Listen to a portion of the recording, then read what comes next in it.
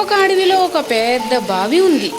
అందులో ఉండే కప్పలు నీళ్ళలో దొరికి ఆహారం తింటూ హాయిగా బతికేవి.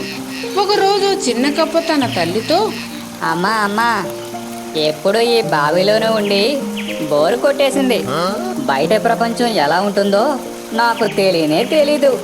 ఈ బావిలోంచి బయటికి వెళ్ళి అక్కడి వింతలు విశేషాలు చూడాలని ఉంది. వెళ్ళనా అమ్మా అని అడిగింది. అమ్మో, అక్కడ మనకు హాని కలిగించే జంతువులు ఉండొచ్చు, వద్దమ్మా అంది తల్లికప్ప. తల్లికప్ప వద్దనడంతో చిన్న కప్ప మౌనంగా ఉండిపోయింది. మరుసటి రోజు బాగా దాహం వేయడంతో ఒక కోతి ఆ బావి దగ్గరకు వచ్చింది. నీళ్ల కోసం బావిలోకి చాదను వేసింది. అదే అదునుగా భావించిన చిన్న కప్ప ఆ బాల్చాలోకి గెంతింది. అలా అది నీళ్ల బాల్చాతో పాటు బావిలోంచి బయటకు వచ్చేసింది. తరువాత కప్ప గెంతుకుంటూ అడవిలో తిరగసాగింది.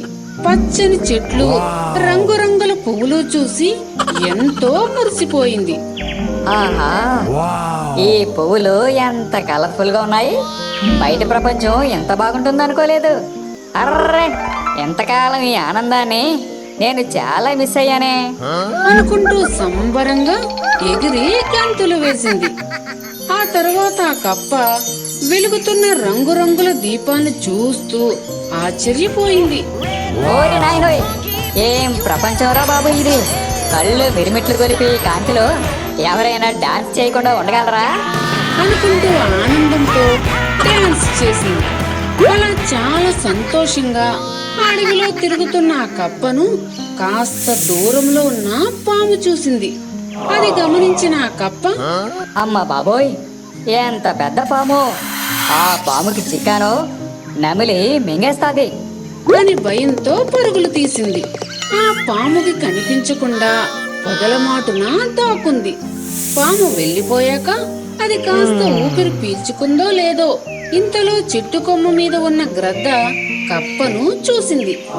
అమ్మో, దానికి దొరకకుండా పారిపోయి ప్రాణాలు కాపాడుకోవాలి అంటూ భయంతో పరిగెత్తింది. గ్రద్ద అక్కడి నుండి వెళ్లిపోయే వరకు ఓ గుహలో బిక్కుబిక్కుమంటూ గడిపింది. చివరిగా ఆ కప్ప, బ్రతికాన్రా నాయనా, ఆనందం మాట దేవుడెరుగు. ఇంకాస్త సేపు ఇక్కడే ఉంటే ప్రాణాలు పోయేలా ఉన్నాయి అనుకుంటూ అతి కష్టం మీద ఎవరికంటా పడకుండా వేగంగా వెళ్లి తనుండే బావిలోకి గబుక్కున దూకేసింది. తరువాత చిన్న కప్ప బావి బయటకు వెళ్లి ఇబ్బందులు పడిన విషయం తల్లికి తెలిసింది.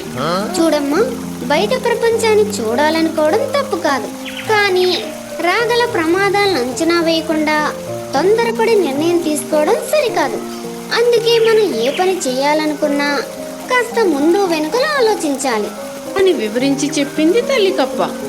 తొందరపాటుతో ఇక ఎప్పుడు ఇలాంటి తెలివి తక్కువ పనులు చేయనమ్మా, ప్రమాదాలు కొని తెచ్చుకోను అని చిన్న కప్ప తల్లికి మాట ఇచ్చింది. ఫ్రెండ్స్, ఈ వీడియో నచ్చినట్లయితే లైక్ చేయండి, షేర్ చేయండి. అలాగే మా ఛానల్ సబ్స్క్రైబ్ చేసుకుని మాకు సపోర్ట్ చేయండి.